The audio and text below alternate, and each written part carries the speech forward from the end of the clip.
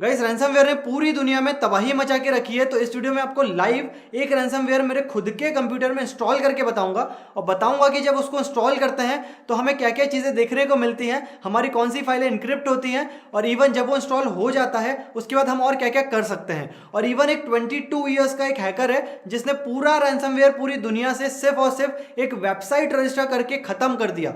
वो कैसे किया वो भी आपको बताऊंगा। So hi guys, this is Siddhant and you are watching Sid talk. Start करने के पहले मैं आपको ये बता दूं कि भाई ये रैंसमवेयर क्या भला है। तो जैसे आपको पता होगा कि वायरसेस होते हैं कंप्यूटर्स में। अब वायरस क्या होता है? वायरस कोई कीड़े नहीं होते जो आपके कंप्यूटर के अंदर चले जाते हैं। वो एक तरह से सॉफ्टवेयर होता है जो आपके दूसरे सॉफ्टवेयर या आपके डेटा को इफेक्ट करता है। जैसे आपने अलग अलग वायरसेस के नाम सुने होंगे। ट्रोजन होता है, वो क्या करता है आपके कंप्यूटर की एक्सेस रिमोटली किसी को दे देता है। उसके बाद कुछ वायरसेस होते हैं जो शॉर्टकट क्रिएट कर देते हैं आपके डेटा का या फिर विंडोज की फाइलों को इफेक्ट करते हैं। ऐसे ही एक सॉफ्टवेयर बोलिए या एक वायरस बोलिए, उसका नाम है रैंसमवेयर। ये क्या करता है, अगर ये आपके कंप्यूटर में आ जाता है, मतलब ये सॉफ्टवेयर, और उसको अगर आप एक्टिवेट कर देते हैं या ऑटोमेटिकली वो एक्टिवेट हो जाता है, फिर क्या होता है आपकी जितनी फाइलें हैं, इंपॉर्टेंट फाइलें, ये सॉफ्टवेयर ने भी अलग अलग एक्सटेंशन बना के रखे हैं। मतलब .txt file, document file, Excel file, ऐसे अलग अलग MP3 फाइल, ऐसे अलग अलग फाइलों को वो क्या करता है इनक्रिप्ट कर देता है एक पब्लिक प्राइवेट की के कॉम्बिनेशन से। और आपको ये बोलता है कि भाई इतने पैसे हमको दो पहले, उसके बाद आपको वो फाइलें मिलेंगी। अब आपके पास दो ऑप्शन बच जाते हैं। पहला तो आप उनको पैसा दें, उसके बाद आपको भरोसा नहीं है कि वो सही करके देंगे,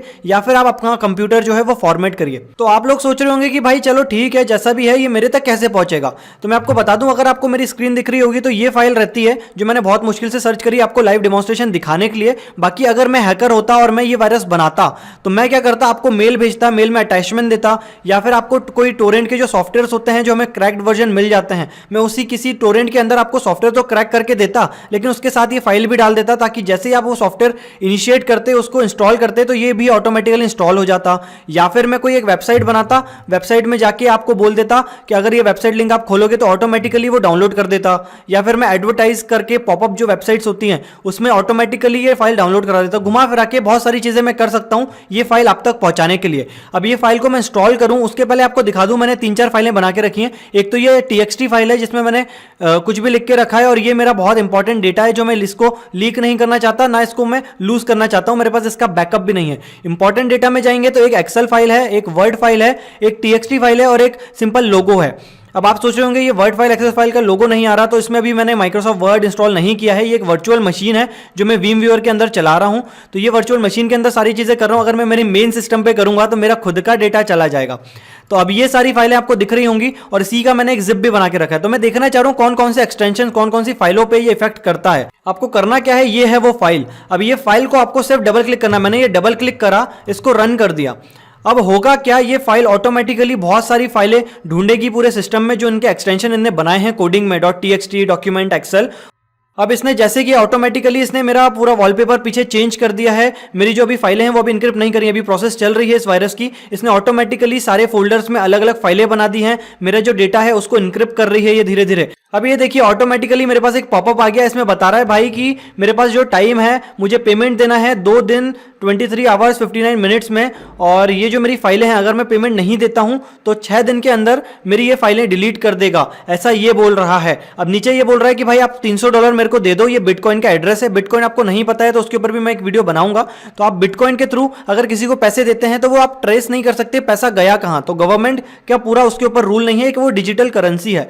अब ये बोल रहे हैं कि आप बिटकॉइन पे उनको $300 दे दो, उसके बाद ये आपकी फाइलें करके देंगे सही। यहां पे इन्हें लिखा हुआ है कि भाई मेरे कंप्यूटर को क्या हुआ, मेरी फाइलों को क्या हुआ, मैं पे करूंगा तो क्या चीजें मिलेंगी। इवन इनका कस्टमर सपोर्ट है भाई।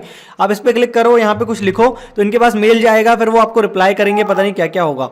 तो अब ये है कि आपको पैसा देना है। पैसा देने के बाद चेक पेमेंट करेंगे तो ये कनेक्ट करेगा सर्वर से और बिटकॉइन के सर्वर से कनेक्ट करके बताएगा कि भाई आपका पैसा रिसीव हुआ कि नहीं हुआ। अब पहली सजेशन तो मेरा ये रहेगा, अगर ये वायरस आ जाता है आपके कंप्यूटर में तो पैसा तो बिल्कुल नहीं दीजिए, क्योंकि ये पैसा लेने के बाद भी आपके पास श्योरिटी नहीं रहेगी कि सही करके देंगे। तो सबसे पहले तो आप देखिए जो मैंने यहाँ पे एक इंपॉर्टेंट टेक्स्ट बनाया था वो कहाँ गया भाई। मेरा बहुत इंपॉर्टेंट टेक्स्ट था, लाखों की फाइलें थी वो तो गायब ही हो गई है, पता नहीं कहाँ गया। चलो इंपॉर्टेंट डेटा में जाते हैं। इंपॉर्टेंट डेटा में भाई ये क्या हो गया, मतलब मेरी एक्सेल फाइल है, मेरा जिप फाइल भी इन्हें हटा दी है, इंपॉर्टेंट टेक्स्ट जो था वो भी हटा दिया, लोगो भी हटा दिया। बार बार मुझे ये पॉपअप बोल रहे हैं भाई पेमेंट दो पेमेंट दो। अब यहाँ पे मेरी विंडोज फाइल भी चलेगी। तो सबका लास्ट में आप देखोगे एक्सटेंशन तो WNCRY आ गया है, मतलब अगर मैं फाइल ओपन भी करना चाहूंगा तो ये ओपन नहीं होगा। इनने हर फोल्डर में ये ऑटोमेटिकली इनने दे दिया कि आपको इसमें कुछ समझ नहीं आया तो उसको डबल क्लिक करो, इसमें यहाँ पे पेमेंट आ जाएगा। तो मेरा सजेशन रहेगा आप कोई ऐसे फालतू मेल ना ओपन करें, फालतू अटैचमेंट ना ओपन करें, स्पैम मेल ना ओपन करें, कोई फर्जी वेबसाइट ना ओपन करें। और इवन अगर आप कोई टोरेंट डाउनलोड करते हैं तो एंटीवायरस यूज करें। अब इवन मैंने ऐसे भी केसेस देखे हैं जिनके पास लाइसेंस्ड वर्जन एंटीवायरस था, मैं नाम नहीं बताऊंगा, बट वो लाइसेंस वर्जन एंटीवायरस ने भी कुछ नहीं किया, उसके बाद भी ये रैंसमवेयर आया है। तो अब ये रैंसमवेयर क्यों आया है? क्योंकि जो सिक्योरिटी पैच देना चाहिए माइक्रोसॉफ्ट को वो उन्होंने नहीं दिया।